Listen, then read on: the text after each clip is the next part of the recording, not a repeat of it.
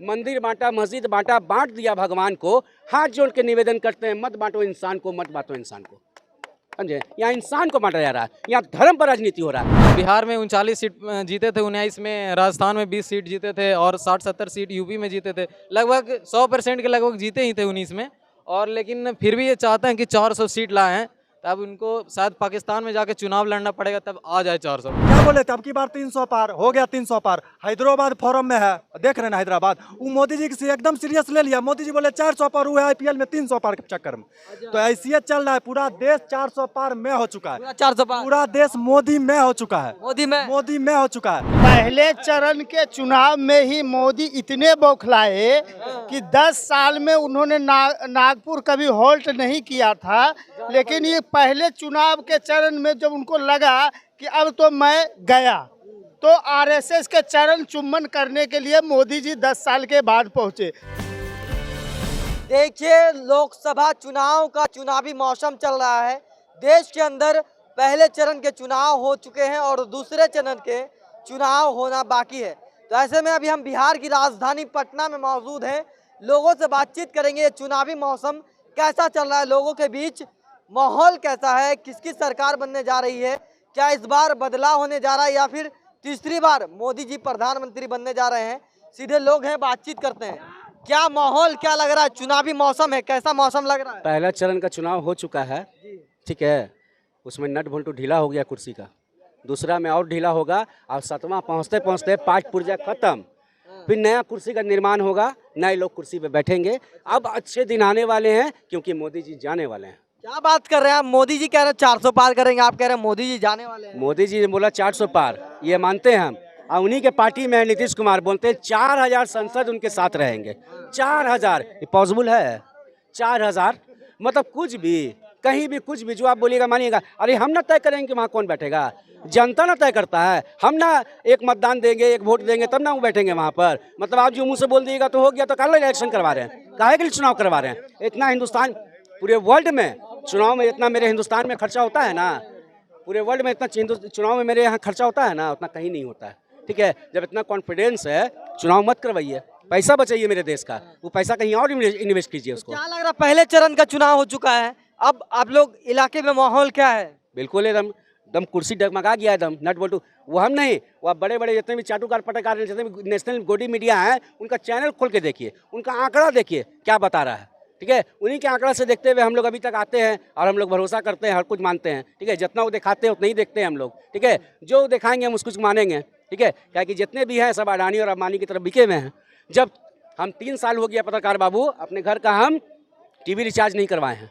काहे कि उसके पीछे बहुत बड़ा लॉजिक है कि जब हम टीवी ऑन करते थे, अगर हमको देखने का मन है न्यूज़, तो बच्चा मेरे घर में चलाया, भगना है, भतीजा है, जो भी है चलाया, तो देखते थे जितने भी चाटुकार पत्रकार नेशनल वाले हैं, एक मौलवी साहब को, एक पंडित जी को बैठा के डिबेट करवा रहे हैं। ये बोल रहा है कि मेरा धर्म बड़ा है, वो बोल रहा है मेरा धर्म बड़ा है। मेरे बच्चे का मानसिकता क्या होगा, मेरे बच्चे का मानसिकता क्या होगा? यानी कि अभी सब कन्वर्ट करना चाहते हैं सबको। तो इसी में बोलते हैं भैया, मंदिर बांटा, मस्जिद बांटा, बांट दिया भगवान को। हाथ जोड़ के निवेदन करते हैं, मत बांटो इंसान को, मत बांटो इंसान को।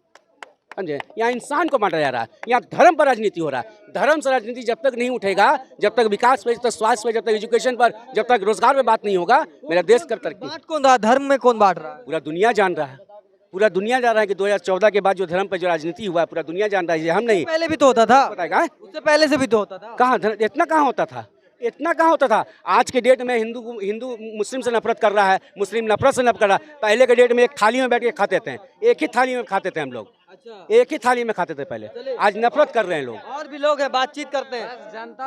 क्या माहौल क्या लग रहा है? माहौल पूरा है, इंडिया गठबंधन जीत रहा है। और क्या, पहला इंडिया चरण गठबंधन? तब क्या बात कर रहे हैं आप, इंडिया गठबंधन की बात कर रहे हैं? पूरा जीत रहा है, एकदम पूरा लहर है। और बस यही हम कहना चाहेंगे, ज्यादा कुछ मोदी जी का लहर चल रहा है देश में, आप इंडिया गठबंधन की बात लहर था जब बोल रहे हैं ना सबकी 400 सीट आएगा। 400 सीट ठीक है, आएगा। बिहार में 39 सीट जीते थे, 19 में राजस्थान में 20 सीट जीते थे और 60-70 सीट यूपी में जीते थे। लगभग 100% के लगभग जीते ही थे 19 में। और लेकिन फिर भी ये चाहते हैं कि 400 सीट लाए हैं, तब उनको शायद पाकिस्तान में जाके चुनाव लड़ना पड़ेगा, तब आ जाए 400। काहे कि बात कर रही है, काहे कि पॉसिबल नहीं। ये सब छोड़ दीजिए, ये सब छोड़ दीजिए। सरकार ये सब पॉलिटिकल बात छोड़कर, सब पार्टी का, इंडिया का पार्टी का बात छोड़कर एक ही बात यही कहना चाहेंगे, सरकार किसी का भी हो, या कांग्रेस का हो, राहुल गांधी का हो, या फिर बीजेपी का हो, जनता का खौफ होना चाहिए कि अगर काम नहीं करेंगे, रोजगार नहीं देंगे, तो अगला बार बेदखल हो जाए कुर्सी से। यही होना चाहिए। 10 साल का कार्यकाल कैसा रहा मोदी जी का? 10 साल से यही कि बेरोजगार हैं हम। अभी दे के एनडीए का एग्जाम देकर आ रहे हैं, 2 बार मेरा निकल चुका है, और SSB 22 SSB भोपाल से हम 2 बार कॉन्फ्रेंस आउट हुए हैं। अभी ये लास्ट अटेम्प्ट है मेरा, तैयारी कर रहे हैं और एनडीए का कर रहे हैं। तो यही हम कहना चाहेंगे कि लास्ट आती है कि जनता का खौफ होना चाहिए। कोई भी नेता हो, ये नहीं कहना चाहिए कि 400 पार ले आएंगे, बस जनता का खौफ होना चाहिए। कोई भी सरकार हो, चाहे लालू यादव का सरकार हो, या कांग्रेस का हो, या बीजेपी का हो, कोई भी हो, जनता का खौफ होना चाहिए कि नहीं काम करेंगे तो चेंज होगा, चेंज हो जाएगा।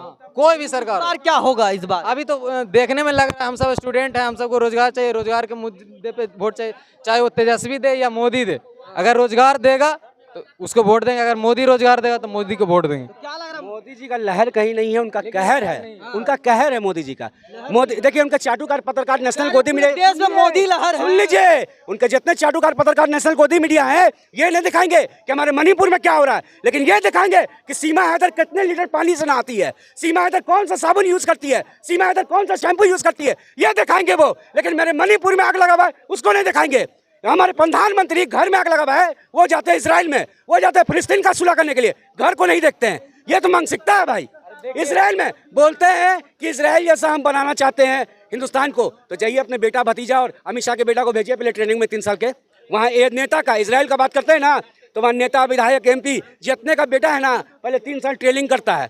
3 साल ट्रेनिंग करने के बाद तुमको जो बिजनेस करना है, जो चीज़ करना है, तुमको डॉक्टरी करना है, जो करना है, उसके बाद जाने वाला। तो मोदी जी का लहर नहीं, पूरे हिंदुस्तान में कहर है उनका। आप क्या कह रहे हैं? चाचा बोल रहे हैं, मास्क लगा के बोल रहे हैं कितना पढ़ा लिखा है।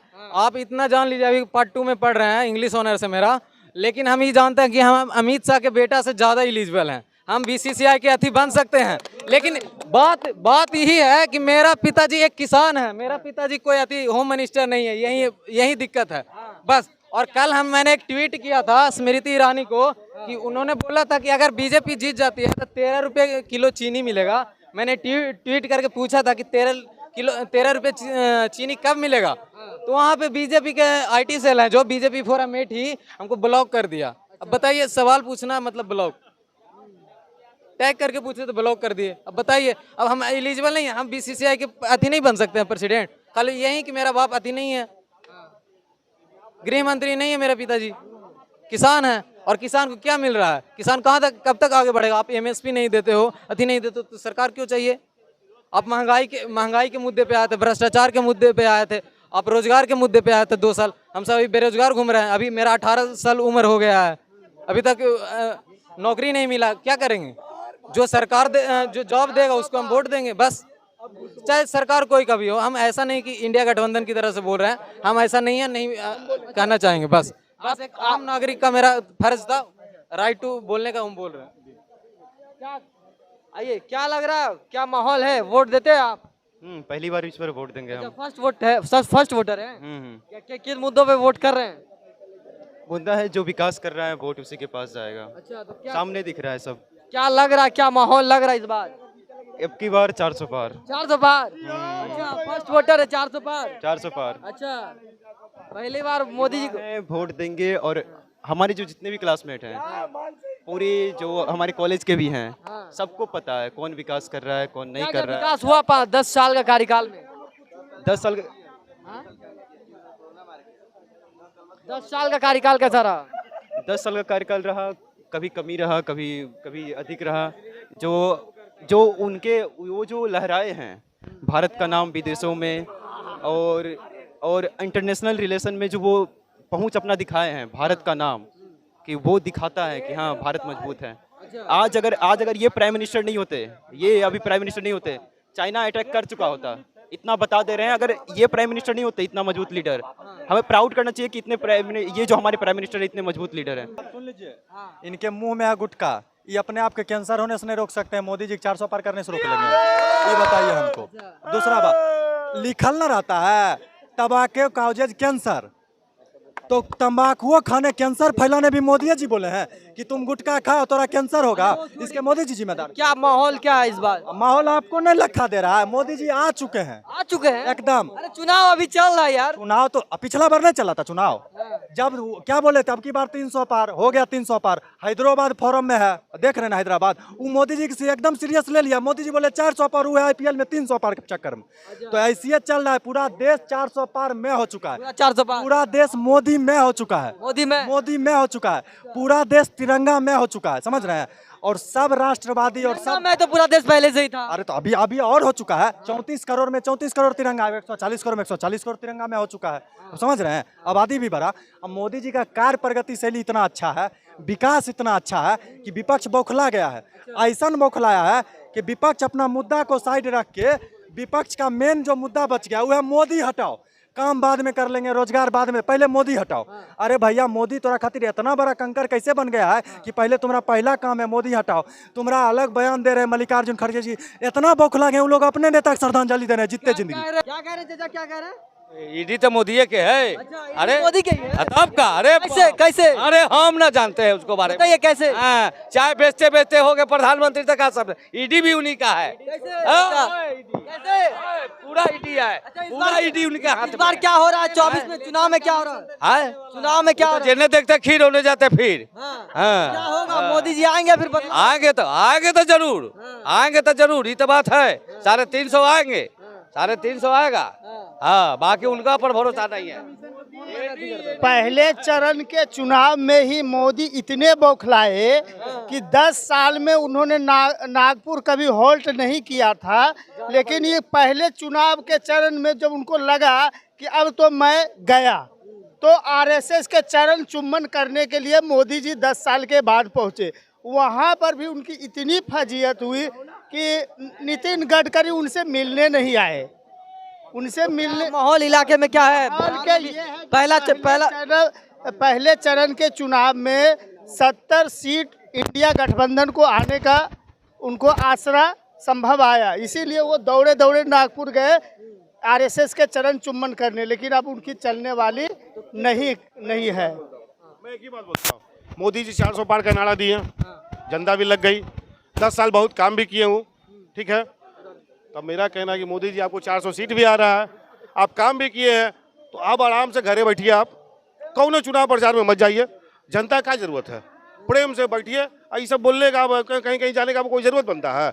एक तो पहले 400 पार आपको सीट आ रहा है, प्लस आप 10 साल में काम भी बहुत किए हैं, तो धूपा भी बहुत है, मौसम भी बहुत ज़्यादा है, तो इसलिए आराम कीजिए और दूसरे नेता को मौका दीजिए। जी को सलाह दे रहे हैं। हाँ, दूसरे नेता को मौका दीजिए, जो क्षेत्रीय नेता है वहाँ का, वो भी तो कुछ 1 घंटा बोले।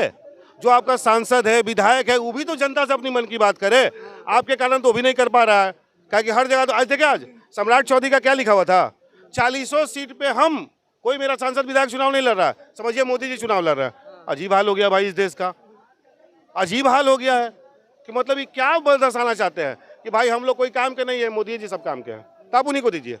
तो ठीक है, बनारस में आप रिकॉर्ड बोर्ड से जीत जाइए, बाकी जगह सबको हराइए, कहीं लोग तो कोई काम कहे नहीं। कम लोग काम कर रहे थे तो जरूर सोचते हम, अपने बोलते हैं। आज पढ़िए लेख में, दैनिक जागरण में जाइए या भास्कर में, बड़का इतना लंबा चौड़ा लेख लिखा हुआ है कि हम 40 सीट पे कोई सांसद विधायक यहाँ का मत समझिए लड़ रहा है, समझिए कि मोदी जी लड़ रहे हैं।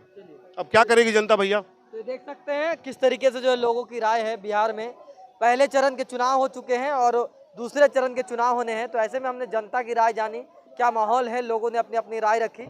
आप क्या कुछ सोचते हैं, आप अपनी राय कमेंट में जरूर बताएं।